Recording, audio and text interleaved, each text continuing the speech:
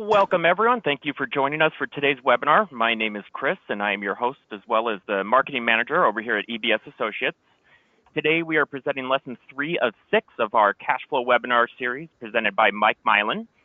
Again, just a little housekeeping before we get started here. If you have any questions during the presentation, please type them into the question box in your GoToWebinar control panel, and I will bring them up during the presentation, and we will also have time at the very end for questions as well.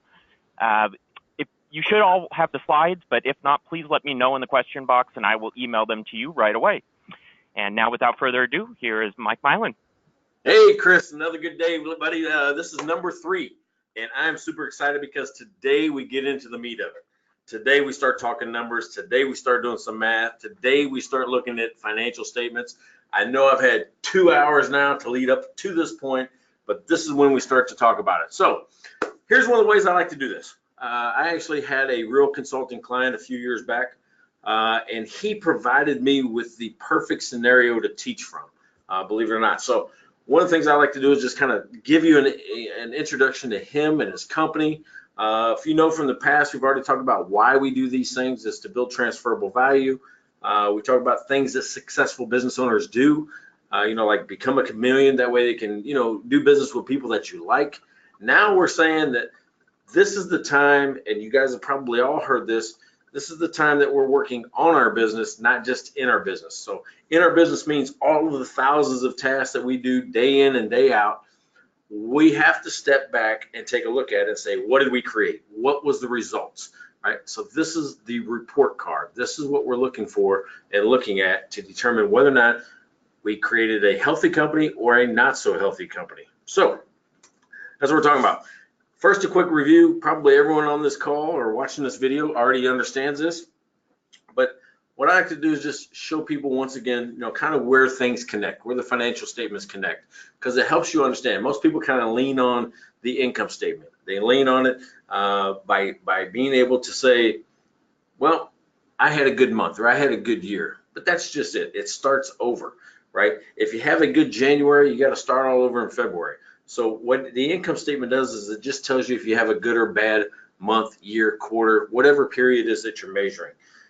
Some people actually use the bank statements. They say, as long as my bank statement is great, I'm great. Well, that's not one of the financial statements that we use.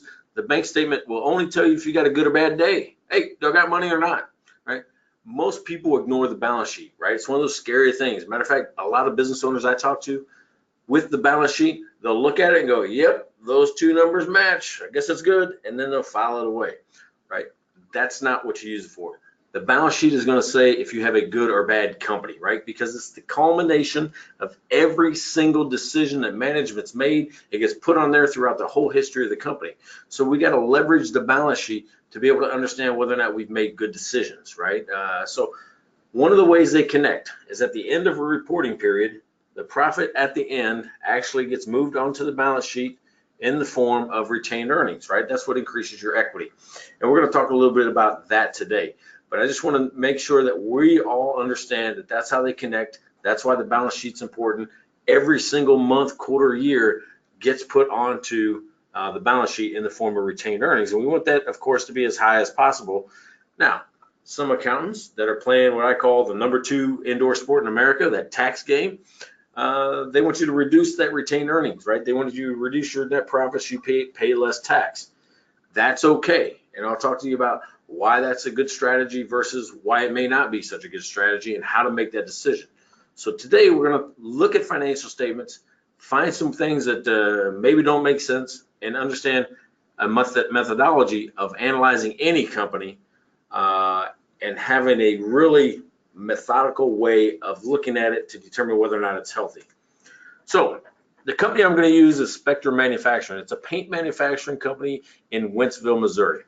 Wentzville is about 40 minutes outside of St. Louis, kind of out in the country just a little bit, right on the outskirts of city and country. And Spectrum was a company that's 60 years old at the time. And of pretty much 30 of those, a guy named Sammy took it over from his father.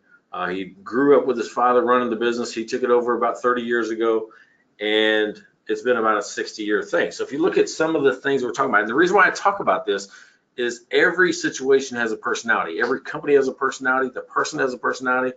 So does the company, right? We talked about wonder, blunder, thunder, and under, and what happens at different phases of the company.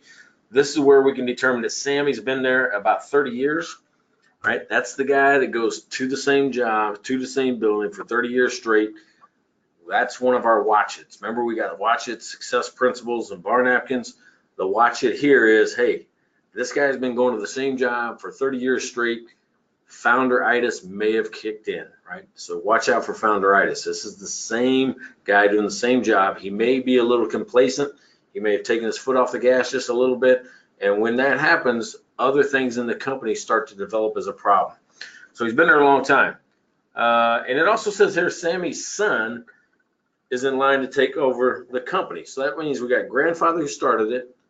We got Sammy who's running it. And then we got the son who's in line to take over the company. Think about that. That's another watch it. And the watch it is watch out for number 3, right? And here's what I mean by that. It's usually the first guy that builds it, the grandfather or grandmother. It's the second person, the son or the daughter that grows it because they've worked hand in hand with their mother or father and helped grow the business. The third one saw the fruit, right? Reaped all the benefit of the work that the first two put in. Usually they feel more entitled and they tend to destroy it, right? Or actually hurt the company. That's what we want to avoid. If you've got clients right now, if you're in this position right now, watch out for number 3. That doesn't mean they can't be great at running the company. That means we need to pay attention to the things that they need to grow and nurture. And what I tell people is have your children, if they're number 3 or even if they're not, go spend a few years with somebody else, right? Have them go work somewhere else, especially if they're going to be in paint, go let them work somewhere else in paint, because in this case, they get a chance to see how other people do it. And believe it or not, it's going to help your business because they'll come back with fresh ideas. They'll come back energized. They'll come back ready to lead. And if they have a maturity problem, not saying they do, but if they have a maturity problem, they grow up in front of other people, not the employees that they're going to be expected to lead. They grow up somewhere else. That's why we go off to college. So watch out for number 3. They take a little bit more nurturing. They take a little bit more effort to get them ready. And one of the ways you can do that is by putting them somewhere else for at least the first 3 to 5 years of their career. All right, so that's the second watch. I've given you 2 on that paragraph. The third one here says that Sammy's looking for a line of credit, which is short-term debt, current liability of $300,000, right? It doesn't say why. It doesn't say, what he needs it for. It doesn't even, we don't even know if that's the right amount, right? Sometimes when people go in and ask for a loan, I've seen it happen. Somebody will go in and ask for a loan and say, hey, Mr. Banker, I need a loan. And the bank says, okay, how much do you need? And the most common answer is, I don't know, how much you give me? So we don't want you to be like that. We want you to actually be knowledgeable about how your business runs, so you know exactly how much to ask for, how much money it takes to run your business, and it shows right in the first conversation with the bank that you understand the dynamics of cash through your business. So they're looking for $300,000, and what we are supposed to do, you and I, during this call, is this company worthwhile? Should the bank even look at it from a loan perspective? And now, don't get scared, right? I'm not asking you to be a banker. I'm asking you to switch roles, right? Put yourself in the banker's shoes and look at it from their side, right? Because most of the time we don't get to see what's behind the curtain. Over the next hour, I'm going to give you some of the answers to the banking test. So if you've got clients that are going to be preparing for loans or putting together loan packages, you can at least do some preliminary work to see if it's even close to what the bank's looking for. So let's move forward here. In your slide deck, you've got balance sheets and you got income statements, right? If you look at it, I've got 5 years worth, 1, 2, 3, 4, 5, 5 years worth of balance sheets and income statements. The most current year is year 5. The oldest year, 5 years ago, is year 1. If it helps you, think about it this way. It's 2011 to 2015. That just sets the chronological order. The oldest one is year 1. The newest one is year 5. Now, what most people tend to do is they just kind of look at it and start looking for problems. Oh, look, look at what's happening to assets. Look what's happening in the current assets, right? Everything's kind of growing. When we look at liabilities, we got the same thing. Current liabilities are growing. Total liabilities are growing. So these are things that tend to pop out to folks when they're looking at just the trends of what's happening. What I've noticed, right, and I teach, I don't know, 1,000 people a year how to analyze financial statements, and every single person does it differently, right? They start off differently. So what I did was I developed a systematic approach that I call the IFIs. IFI stands for Initial Financial Indicators. Initial financial indicators. And it's 5 things. So when my accountant would bring my balance sheets and income statements in, he would also have a cover sheet over the top, call it a dashboard, a cover sheet over the top. That's called IFIs, Initial Financial Indicators. And it was 5 things that I looked at that told me the health of my company at that moment. If there were problems with one of the IFIs, I would dig deeper, right? I would dig deeper. If you've been around me over the last couple of years, I've been doing about a 1 hour seminar called the 7-minute conversation that you should have with your clients. This is it, right? This is where it all starts. The financial conversation you have with your client. If you want to improve your advisory services, if you want to improve your knowledge about the health of organizations, start with these 5. They're not the be-all, end-all 5. It's the 5 I chose. You can pick your own. If you don't know where to start, just use my 5. Okay. So then we got the income statement. Most people just kind of look for problems. How much are they spending in different categories? What's sales doing? What's expenses doing? And what's profit doing? In this case, profit is doing a whole lot of nothing, right? A whole lot of nothing. So it's going down. So how do we start to take these things apart? Well, the next hour we're going to talk about IFIs, right? And I always start with the easiest one. It's the one we all gravitate towards. Matter of fact, when I was going through the balance sheet and going through the income statement right now, I pretty much gravitated towards the first one, and it's just trends, right? Trends is pretty simple to understand. I look at 4, right? I look at 4 trends specifically. You can look at any others, but here's the 4 that I think are major. And you got sales, you got gross profit, you got operating expense,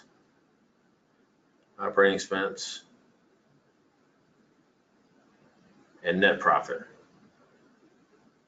I start there because that tells me how cash is moving down through the business, right? How is cash moving through it? Net profit. So, and I don't care how these are displayed. I really don't. My accountant would go through a variety of different things. He'd have line graphs. Sometimes he would use bar graphs. Other times he would actually use arrows. Doesn't matter to me. I don't care how he gave it to me. All of these things in general tell me the trend's going up, right? That's kind of what they tell me in general. You can't stop there, right? You can't stop there because it's actually about half of the story. Yeah, it's up, but what's the magnitude of change? This could be up, hey, last month we were up $10, or last year we were up $1 million. Big difference. I like to know the magnitude of change. And if you notice, I didn't say, hey, your sales are up 10%. Well, I'll tell you, I don't know if you're like me, but I cannot spend any percent at Walmart. I can't go there and say, hey, I've got 1% to give you for your milk. No, they want to know how many dollars I've got to give them for milk. So business owners tend to understand better when you convert things to dollars. Yeah, it could be up 10%, up 5%, but let's tell them the dollars to make the conversation more meaningful, such as sales, right? If I go back to his income statement, I'm looking at sales. And if I'm looking at a trend, I'm looking at any given amount of time that I have available. So in this case, I've got year 1 to year 5. So I've got 8 million that we're talking about in thousands, 8 million to 7 million in sales. What's the trend? It's down. How much is it down? It's down $1 million, right? 8.1 to 7.1 million. So when I go back here, I'm just going to call it down 1 million. Now, how's that look? It's not a good start, right? This company's off to a bad start. Over 5 years, his sales have dropped about $1 million a year. That's not a good indication that we're moving in the right direction. And if you notice through this exercise, I'm just going to round things off, right? Just round it off, try to keep it simple, try to keep it in the ballpark. So I'll write this here for you guys, meaning keep it simple. Some people go negative and go, keep it simple, stupid. No, we're going to keep it super simple, right? We don't have to be negative here. You don't have to say stupid. Just keep it super simple. So the next one here, this looks like it's probably bad. The next one, gross profit. Let me tell you, from a cash perspective, this is the most important number on the income statement, gross profit. That's the only number you can spend on your expenses and have money left over. You can't spend sales because you've got cost of goods sold coming out. You got direct labor, you got direct materials. If you're a service company or a retail company, it doesn't matter. You can't spend sales. You can only spend gross profit. A company that's successful, if we're doing our success principles, a successful business owner manages by metrics, and they also know that they start with the gross profit percentage, right? They have to know your gross profit percentage. If you don't know what it is, look historically what your company's been doing. If it's been doing 25% gross profit, you can start there. Unless the industry average is 30, right? I always compare myself to the industry average because I at least want to be a C player, the average player. If I'm doing 25 and everybody else is doing 30, I've got to reevaluate the way I'm pricing my products or the cost I'm expending out to my vendors. So let's look at gross profit now. From a gross profit perspective, I want to go from 263 all the way out to like 218. If you guys do the math, it's roughly about 450. Looks like it's coming down. So I'll go, hey, gross profit is down about 450K. Now, is that good or bad? Well, of course, it's bad. But if you're managing to a solid gross profit percentage, if you're managing to gross profit percentage, you should see sales and gross profit move the exact same, right? One's up, the other one's up. Now, what's interesting when I look at these two, sometimes I'll see sales is down, but gross profit's up, right? You might see that pattern. If you do, whatever you're doing, do more of that. That means I'm doing less work and making more money, right? So figure out what it is that you've done to increase gross profit, even when sales are down, and do more of that, double down. Okay, speaking of, you may or may not know this, there's only 4 different ways to make more money in a company. There's only 4. A manager only has 4 levers he can pull, 4 things that he can manipulate. You know, I'll put it up here. Here's the first one, and it's the hardest one. He can increase sales, right? Here's 4 ways to make more money, more dollars. You can increase sales. This is the hardest one. It's usually the last one I tell people about. And if we're healthy in all the other areas, I'm going to go, hey, you're operating pretty efficiently. Let's go ahead and try to increase sales. The second one that you can do is you can cut operating expense, right? This is where most people go. They say, if I want to make more profit, all I got to do is cut operating expense. I'll make more money. Well, that's true, right? You can make more money by cutting operating expense. Here's what you have to watch out for. Don't cut the expenses that actually drive revenue. In 2008, I actually ran a competitor who was next door out of business. Didn't want to. As a matter of fact, we were practicing what's called the cluster theory. If you don't know the cluster theory, I'm sure you see it in action all the time. If in your town there's a road where all the car dealerships are, that's called the cluster theory. They actually take advantage of everybody's marketing. People go to that area for a specific activity to buy a car. You'll see it in restaurants where restaurants will cluster together. You'll see it where there's a Home Depot, there's a Lowe's. It's called the cluster theory. Some cities have a bar district. People come to that area because they like live bands and they like, to socialize, hang out. I had a bar in St. Charles, Missouri, and it was the same area, right? There was a lot of bars in the area. And there was one next door. During the downturn in 2008, I cut labor, right? That was the operating expense that I cut, was labor, because as people left, I either didn't replace them or I replaced them with part-time people. That's not what my competitor did, right? That's not what he did. He actually cut the things that drew people in. Another big expense in a bar or restaurant could be the entertainment. Could be, if you're bringing in live bands, if you're bringing in UFC fights or NFL Sunday ticket, music or karaoke, it doesn't matter. Those are all expenses, and the expenses are designed to bring people in and to keep them there for a little bit longer. If you cut those, you also cut the people's reasons to come to your store. So when you're looking at things to cut, don't cut those type of activities. Here's what happened. People would walk up 2 bars side by side. One has lights, loud music, line out the door. The other one has 3 guys watching soccer on TV. Which one do you go to? Well, if you're me, I go in and watch some soccer for a little bit till the line goes down. I'm just kidding. But yeah, that's what happened though. In a matter of 3 months, he cut his revenue so drastically they had to close up, right? He just burnt through his cash reserves by taking away people's reasons to come in. Guess what? They stopped coming in. Let's not do those things. All right, so here's number 3. Number 3 is you can actually buy better. Buy better. And this is actually cutting costs, but it's cutting the cost of goods sold. This is going to your vendors, the people that are giving you inventory, or figuring out a way to have better direct labor costs. Maybe it's you find a way to make your insurance cheaper, those type of things, or your experience rating on your workman's comp or L&I actually comes down, and you actually find a way to be more efficient. When you buy better, you can make more money, right? Because it's more gross profit. An interesting story about gross profit. The first company to introduce, the first fast food chain to introduce the value menu was Burger King. And if you know about Burger King, they're the home of the Whopper. So when they're the home of the Whopper, that's what they want you to buy. If you know anything about restaurant theory and psychology of a restaurant menu, the thing that they put on the top third, or the box that's on the menu on the top third left side, that says chef special, house, or it's just highlighted somehow. That's the product they put in the box to draw your attention to it, so they make more money on it, right? When you buy it, the gross profit margin is higher. So the more of that they sell, the more money they can make. It's a great business model. The Whopper was that thing for Burger King, but they introduced the value menu, which is a host of items that they sold for $1. And on that $1 menu, they put the Whopper Jr., right? And here's what happened in the first 90 days or so. People would walk in to Burger King, look at the menu and go, Whopper, $3.69. Whopper Jr. is $1. I'll take 2 Whopper Juniors, right? So instead of getting the $3.69, they get the $2. Gross profit dollars started to decline. They saw it after the first quarter and they made a change. How'd they change it?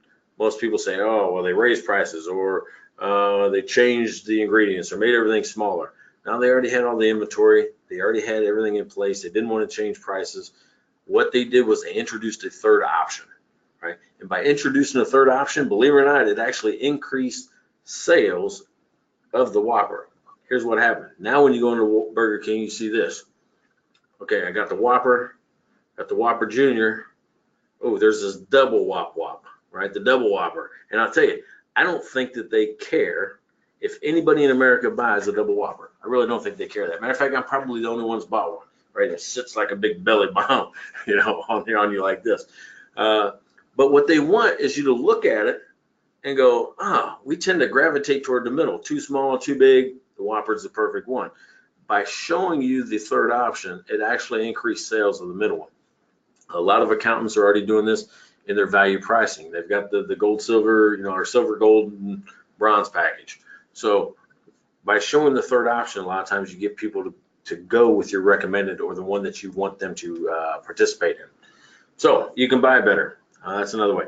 Here's the last one. Most people don't get there, right? If I'm in class and I'm talking with folks, a lot of times they can't get the fourth one. But here's the fourth lever you've got to pull, and that's to increase price, right? You can increase price. And believe it or not, you can increase price without increasing sales, right? You just sell less. It's called the price elasticity of demand.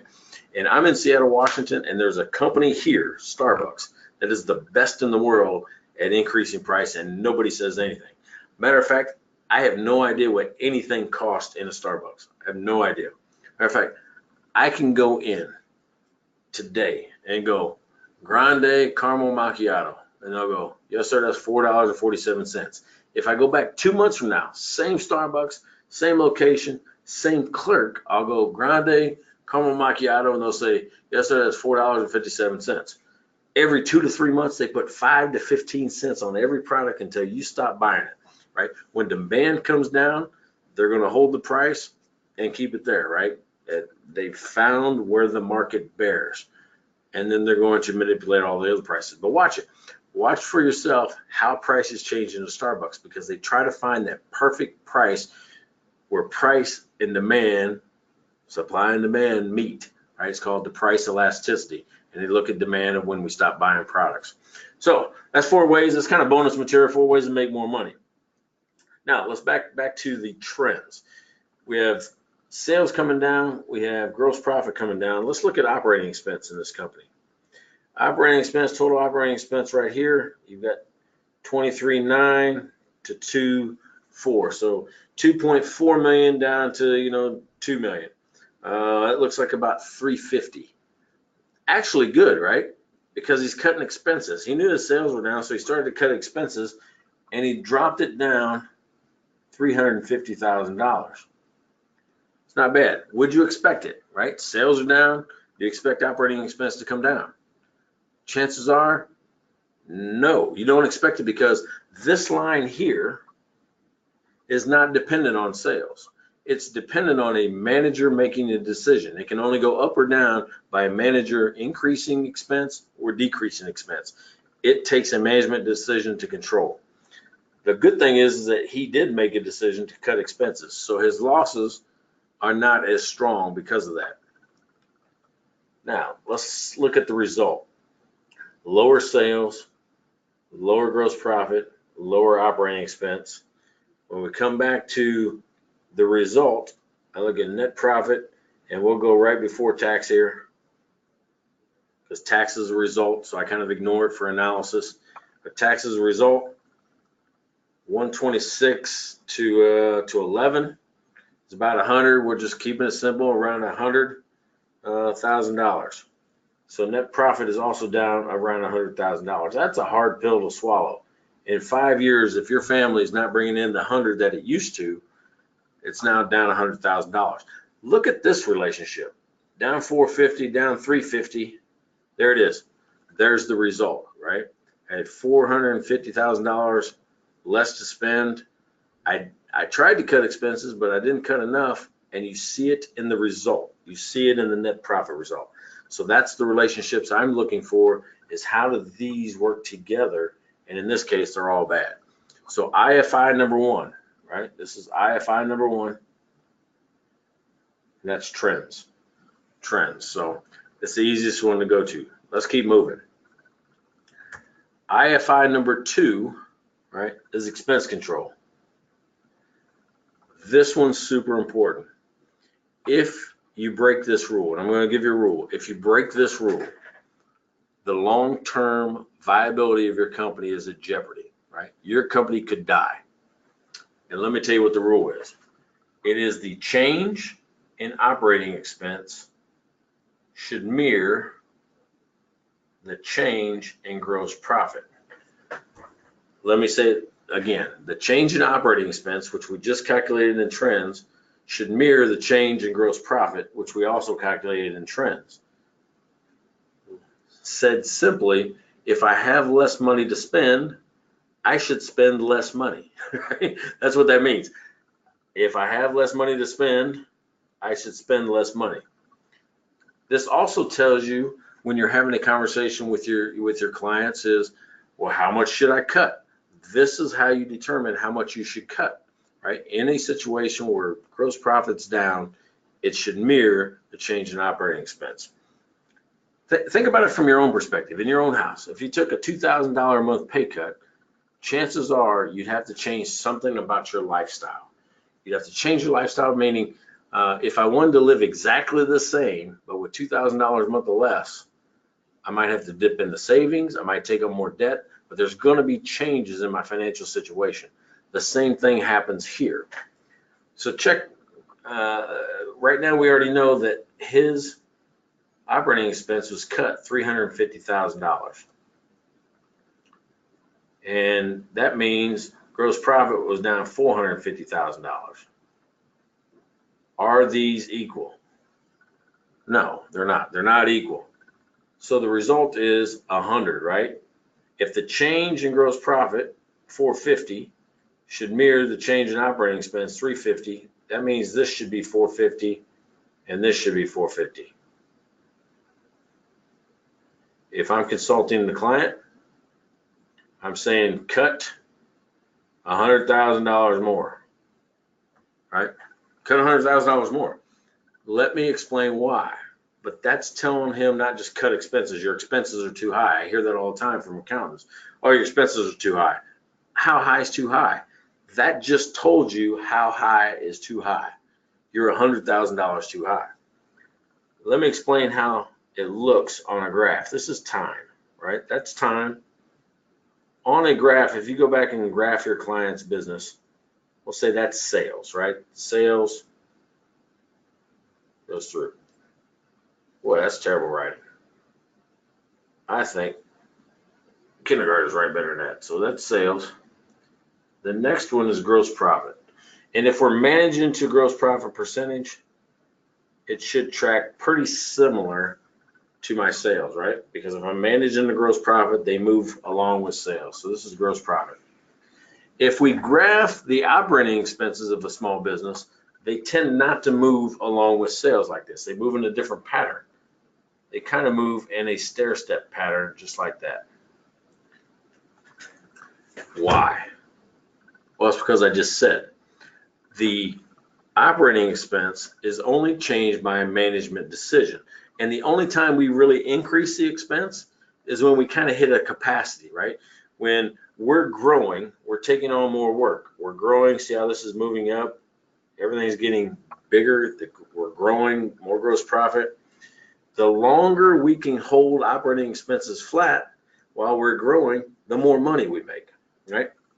This is all money right here. This is all positive money. The time when we add, like here, we add. The times when we add is when we hit a capacity. We need another employee. We open another location, right? When us continuing to grow hits a barrier, that's when we add to increase our capacity or to continue to grow. What's interesting though is when we stop growing and we start to come down, maybe even seasonality, right? This might be, hey, I did great all through the spring, now the summer is coming along and I usually do terrible in the summer. So gross profit dollars start to come down. If you notice, I don't even talk sales. I just talk about gross profit dollars. Sales are just the mechanism to generate gross profit. So as gross profit's coming down, the right move, believe it or not, is to also reduce operating costs to keep positive dollars coming in, right? That's our goal. If you remember back in school, they'd say, hey, what's the role of the manager in the firm? And the answer is to maximize shareholder value, right? So our role is to make sure that we continue to make money and not lose money. What's interesting right here is when operating expense starts to creep up to gross profit. That point where your operating expense and gross profit meet is called break even, right? Because gross profit minus operating expense equals zero.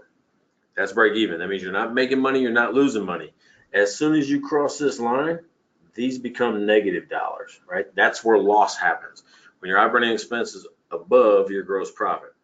We don't want to do that. You want to be able to make sure you start reducing expenses. This is where you see large companies, we'll say like Pfizer, that announces a layoff of 7,000 people. That's because they've looked at it and the gross dollar amounts have come down. They reduce expenses by a like amount to maintain profitability. That's operating expense should mirror gross profit. So how long can you do that though? Because some companies will go in and out, they'll go out here and then come down. You can do that, right? You can kind of go in and out of this, but each time you do, it's a loss. If you remember when I was kind of introducing myself, I was a state trooper. The first question I got asked at parties was, hey, what do you do? I said, hey, I'm a state trooper. And the second question, believe it or not, was always, all right, Mike, how fast can I drive? Right? And I'm telling you that story because the answer I gave at the party is the same answer I give to business owners here when they say, how long can I do that? How long can I operate with operating expenses above gross profit?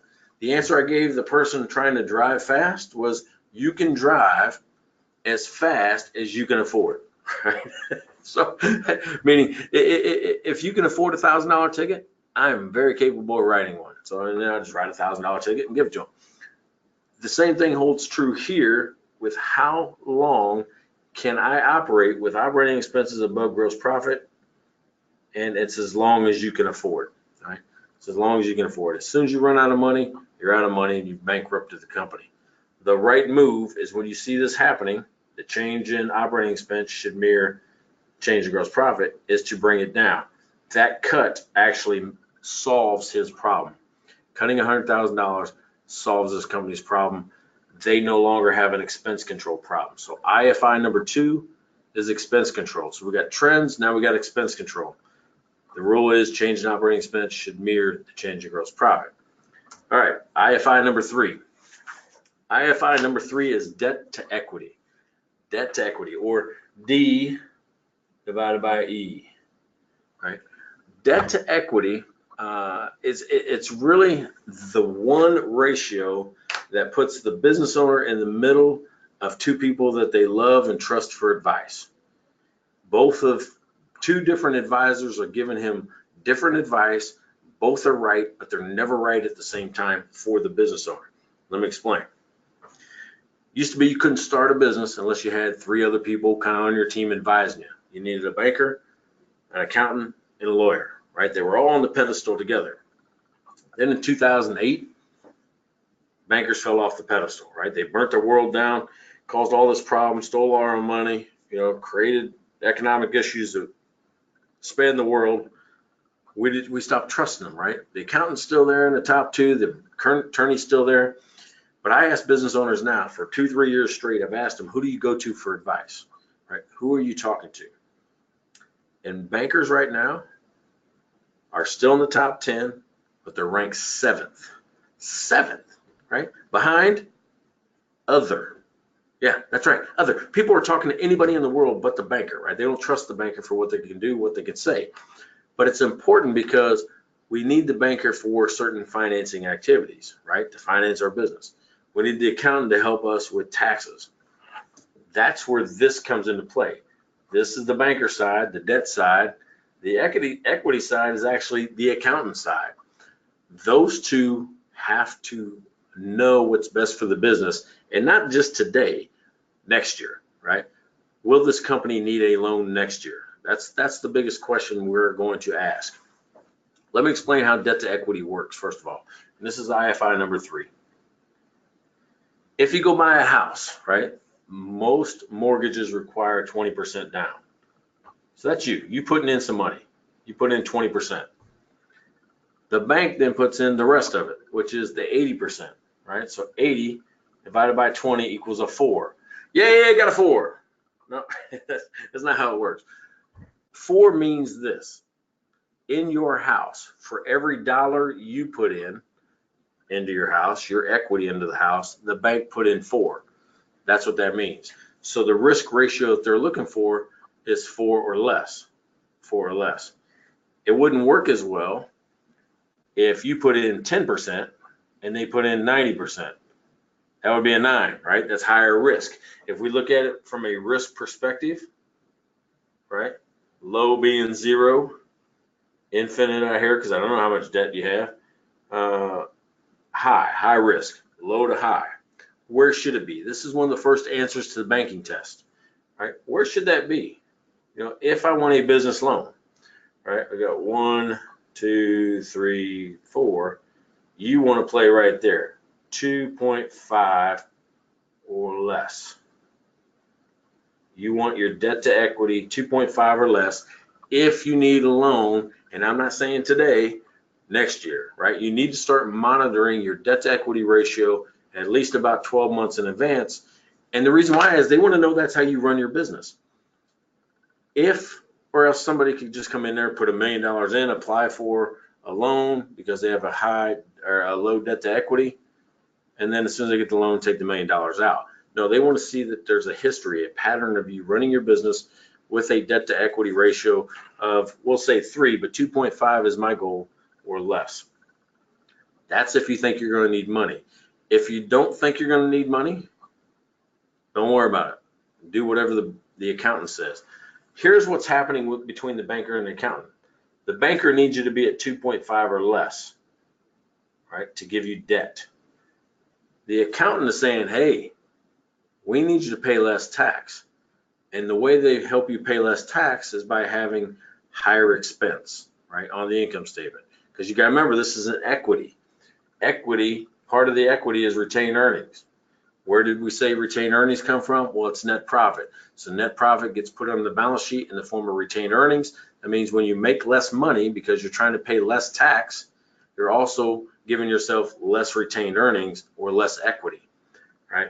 So if you think you're going to need a loan, hey, guess what? You're probably going to have to pay some tax, but you'll be in a better financial position to be able to get financing when you need it, right? You want 2.5 or less to be able to get that. So let's go back and get some numbers from Sammy's company here. I go to the balance sheet, and for this one, we're not going to do the trend. We go to year 5. What's happening today? We got total liabilities, right, of 2,118. I got total equity of 1,465. So 2,118 divided by 1,465. Let me get back to that. 2,118 divided by 1,465. I think that is 1.45. 1.45. So that means in Sammy's company, for every dollar he put in, Sammy put into the company, he let the bank put in $1.45. Now, we just said that the bank's willing to put in $2.50. They only put in $1.45. So this is good. This is good for Sammy because he's less than 2.5. And that means he can take on more debt all the way up to that 2.5 or 3. Now, I've seen loans go out at 4 or 5. Those are kind of corner cases, other situations, but our goal is 2.5 or less. All right, 2.5 or less. And we're there with 1.45. Now, if you look at this, they'll take 2.5, they'll give you $2.50 on a business, but they'll give you $4 on a house. Why? Yeah, I mean, collateral is probably different, those type of things. But usually it's because the person that can walk away from his business, the last thing he'll give up is his house, right? So they think that your house is more secure because you'll do everything in your power to keep it. So that's one of the reasons why they think that 4 is a good risk on a house. Sammy's company, 1.45. It's pretty good. He's got room for debt. He's asking us for debt, so we're in good shape. IFM number 3 is debt to equity. So let's keep moving. Got number 4 now. Number 4 is EBITDA. EBITDA. Yeah, it's not a 4-letter word. It's not a foreign word. As a matter of fact, most accountants or business owners, they don't care about it, right? Number 4 is EBITDA. They don't care about EBITDA. But it is a proxy word for cash flow to the bank. That's what they're doing. They're looking for cash flow in the bank. So EBITDA is the same as cash flow, right? And remember that this whole 6-week seminar is about improving cash positions. So that's why we focus on EBITDA. And if you don't know what it means, pretty simple. It's earnings, which net profit, before, which means we're going to be adding things into our earnings. Before, what is it? BI, interest, taxes, depreciation, amortization. All right. Some people don't know why they add these things back in. They go, I don't understand why they even get it. Here's what EBITDA does. This calculation puts companies on a level playing field because it takes away all the effects of financing or accounting decisions that businesses make. Some people might, when I say financing decisions, some people might use debt, some people might use equity. That's why they add back in the interest. Taxes are just a result. Doesn't matter. I mean, taxes are not an operating expense. They're only a result. You only pay on the result. And people play games to reduce their tax exposure, so they just add them back in. The last 2, depreciation and amortization, non-cash. Nobody writes a check for those, right? One's on physical stuff we can touch. The other is on intangible stuff that we can't touch, like copyrights, trademarks, patents. But those go back in because no cash exists. They're there solely for tax purposes, right? That's why depreciation and amortization exist. So when you add these things back in, it puts all companies on a level playing field. If I pay more interest than you do, I add it back in, now we're the same. We're not paying any interest. If I add back in the taxes, we're both back on the same playing field. Depreciation, I have more stuff than you, we're both on the same playing field. That's why this exists, this EBITDA. It's saying what real cash moves through this company. So if I go back, I'm gonna look at the year 5 totals on EBITDA, year 5.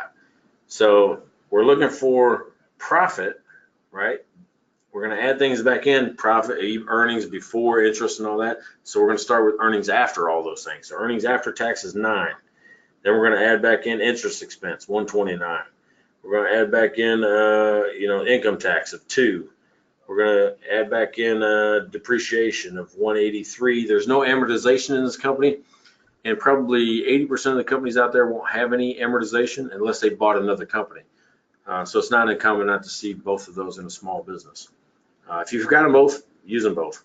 But in this case, we're going to say it's 9 for earnings, 129 for interest. We paid 2 in taxes and 183 and 0. What's the EBITDA, right? EBITDA in this company, 9, 129, 2, 183, 323. All right, so this company actually has an EBITDA, even though they only made 9, has an EBITDA of 323,000 based on the fact that they're paying high interest and they've got a lot of depreciation on the equipment. So what do I do with that, right? I'm the business owner. I don't care. Only the banker cares about that. How can I use it on a daily basis? How can you as the accountant use it with your business owner and understand it, right? And give them something to use this for and a reason to look at it. Well, the ABA did a study. ABA is American Banking Association, and they came up with the national average for debt ceiling. How much will a bank lend? What's the most? And when they looked at it, the most common correlation, right? The most common, relationship was EBITDA times 3. EBITDA times 3 equals long-term debt capacity. On average, that's a rule of thumb, right? Could be 2.5, could be 5, but if you look across the country, EBITDA times 3 gets you in the ballpark. Here's why that's important, right? Say that I walk in and we go through that same banker conversation. The banker conversation is, hey, Mr. Banker, I need a loan. And the banker goes, well, how much you need? And I go, I don't know how much you give me. He says, no, that's not how it works. Come up with a number. And I say, I need $1 million. Then the banker takes all my paperwork, goes back behind the curtain, closes the curtain, smoke, magic, stars, things pop out of the back office. He comes out 2 weeks later and says, hey, Mike, I can't get you $1 million, but I can give you 500,000. Well, first of all, what the bank did was determine how much you can pay for, right? They went up to your ceiling and then came back to you with something they could approve, right? They're trying to give you the money so they come back with something they can approve and that you can pay for. Business owners don't think like that. They don't hear it that way. What they hear is quite simply, I asked for $1 million, they came back at 500,000. Oh, we're negotiating. So they say, I'll take 750, right? That's not how it works. You can't negotiate that. When they come back, you can negotiate the interest rates, but the amounts are generally about how much you can afford, how much where you don't get out of lever, right? You're over levered. So in this case, we've got 323. So 323 times 3 equals, it's 969. If I'm going to round up, $1 million, right? $1 million. So this company, Sammy's company, Spectrum Manufacturing, can take on about $1 million in long-term debt. That's not short-term debt. He asked for $300,000 in short-term debt. He asked for a $300,000 line of credit. This is important because it gives us more ammunition and more tools if we need it. And I'll show you how in the next one. So you got $1 million is your long-term debt capacity. That means in total, how much can he take? If we go back to the balance sheet, he already has some long-term debt. He already has some out there. So if we go back to the balance sheet, we see his long-term debt is about 600,000. You guys see that line 5 or year 5, around 600,000. That's counted against his capacity. So he's got $1 million, and we're going to subtract out minus what's on the balance sheet, 600K. 400,000 is his room. If he goes in and asks for $1 million loan, they may approve a $400,000 loan. They're not going to approve $1 million, right? That's how you use that. So when your person is setting up his growth plans, or your client setting up his growth plans, and he has room for 400,000, and there's a piece of equipment that he wants that costs 600,000, yeah, he's probably going to have to come up with $200,000 to finance it, right? They'll give him 400 in a loan, and 200 he's got to come up with cash or finance it some other way. That's what we're talking about. That long-term debt capacity is what you can use your EBITDA for. Okay, IFI number 4 is EBITDA, right? And we're finishing right up with IFI number 5. Remember what I'm doing here, right?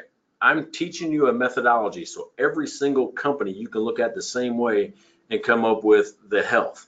What we already know is the trends in this company is bad. We know how to fix those, right? We can increase sales, we can buy better, we can cut expenses, increase price. I already give you 4 ways to kind of help your trends. The second one was expense control. We found out that they have less money to spend. They need to cut expenses. The difference between the two was 100,000, so he needs to cut $100,000. The third one's debt to equity. Good job. He's doing pretty good there. 2.5 or less is where we need to be. He's at 1.45. EBITDA. He's got strong EBITDA at 323,000. He can take on $1 million in long-term debt. He's already got 600 out. That means he's got room, if he needs it, for another $400,000 in debt, right? We're starting to figure out where this company stands on all levels. Here's the last one. Even though we figured out how much long-term debt he can have, you can't stop there. The last part is pretty critical. The last IFI is the silent killer of businesses. 60% of businesses right now, small businesses right now, are misfinanced, right? 60%. This is IFI number 5, and I call it misfinancing, right? Misfinancing is when I use the wrong product to buy something, right? I'm not talking about using cash. I'm talking about I go out and get a loan, or I throw something on the credit card.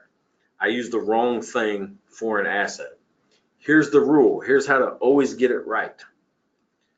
The length of the loan should match the life of the asset. And I'll say it again. The length of the loan should match the life of the asset. If the IRS lets you depreciate something for 5 years, use a 5-year term loan. If the IRS lets you depreciate something for 7 years, use a 7-year term loan. The length of the loan should match the life of the asset. That means by the time you make your last payment, the depreciation benefit is gone, and what the government wants you to do is buy another piece, right? It's replacement time. Yeah, you can keep working it if it's serviceable, but it's designed for the loan and the depreciation to end at the exact same time and replacement to start. That keeps a business healthy and running smoothly, and your equipment in good repairable condition. So IFI number 5 is misfinancing. Here's how you find it. You go right back to the basic accounting formula, right? You go right back to the basic accounting formula, which is assets equals liabilities plus equity, right? That's the balance sheet. Assets equals liabilities plus equity. But how you find it is the change, right? We're going the change in gross fixed assets. This is stuff I buy, should equal the change in long-term debt. I used a long-term debt product, plus the change in retained earnings, or I use cash. The only way to buy long-term assets, gross fixed assets, PPE, is with long-term debt or cash. You don't use a short-term product. You don't use current liabilities. You use long-term debt, not current liabilities. I'm talking about a credit card. It's like if you go out and buy a house with your credit card, right? You wouldn't do that. Wait a second. Great miles, right? You might do it for the miles. I don't know. But it's great miles. But, credit cards are somewhere between 14 and 20%. Term loans, mortgages, 7 or less. Yeah, that's the silent killer. It zaps cash out of your company in the form of higher interest. If you use the right product, you've got the right amount of interest coming out. So look for it here. If you notice, there's no current liabilities, none. That means if you bought something, you should have used long-term debt or retained earnings. If you didn't, you probably used a short-term product. You used your line of credit, you used a revolver, you used a credit card, some other way you financed a long-term asset. If you see this, don't fret, call the bank, right? The bank loves to help out in this situation because they'll take it off of the long-term, there's no new debt that's accumulated. You already got the debt, but they'll move it off the credit card or off the line of credit into the right term loan product and bring your interest payment down. That's what we're looking for. So if this doesn't match, go to the bank and have them help you, right? So in this case, we're looking at gross fixed assets, long-term debt, and retained earnings. Here we go. The change in gross fixed assets on his balance sheet. Let me get rid of some of these boxes. Gross fixed assets, number 11, goes from 1.8 to 2.8, roughly $1 million. We're looking for $1 million in change. He added $1 million in gross fixed assets from year 1 to year 5. So I'm gonna put that back on my sheet. We're up $1 million, positive $1 million. That means this should be positive $1 million on the other side. When we go back and change the long-term debt on the balance sheet, long-term debt went from 800 to 600. He paid down long-term debt. That means it went down, right? So when we go back to our category, we went negative 200K. So if this is going to be true, 1 million to equal 1 million, that next part has to be 1.2 million, where the equation doesn't work. So he has to have a change in retained earnings of 1.2 million to actually make this work. Let's go see what happened. On his balance sheet, on retained earnings, he went from 1128 to 1215. So he went up, not 1.2 million, he went up 100,000, right? So he went up 100,000. When I go back to here, positive 100,000. Oh, it's going to be positive, so I don't need those. 1 million does not equal negative 100,000. This one you say, hey, hold up. That does not equal, we've misfinanced, right? The question you should ask as the advisor or the business owner, what'd you buy, right? What'd you buy in gross fixed assets? How did you pay for it? If they don't use long-term debt or cash, they probably use something they shouldn't have. That's costing them 15% interest. Help them out, go to the bank, show the bank that they might have misfinanced, whatever they misfinanced, and get it refinanced under the right thing. And the rule is the length of the loan should match the life of the asset. The way you find it is the change in gross fixed assets should equal the change in long-term debt plus retained earnings. So that's IFI number 5, and we are coming right up on the hour. Man, I'm timing this stuff like crazy. Trends, expense control, debt to equity, EBITDA, and misfinancing. Those are the 5 I used. You might have different ones. I use them because if you look at it, it uses both the income statement and the balance sheet to tell me exactly where I'm at positionally and health-wise, and it sets me up for future growth if I need a loan. Chris, I'm going to turn it back over to you, buddy. I enjoyed it. Number 3 is in the books. I enjoyed it as well, and you are definitely killing it on the timing, Mike. Thank you, everyone, for attending today's session. As always, a follow-up email will be sent out as soon as the recording becomes available. Next up is lesson 4 of 6, and that is kicking off next Tuesday, June 12th, same time, 1 p.m. Thank you, Mike, for your engaging presentation, as always. If anybody has any questions, please let me know. Otherwise, we will see you next week. Thank you. All right. Thanks, guys.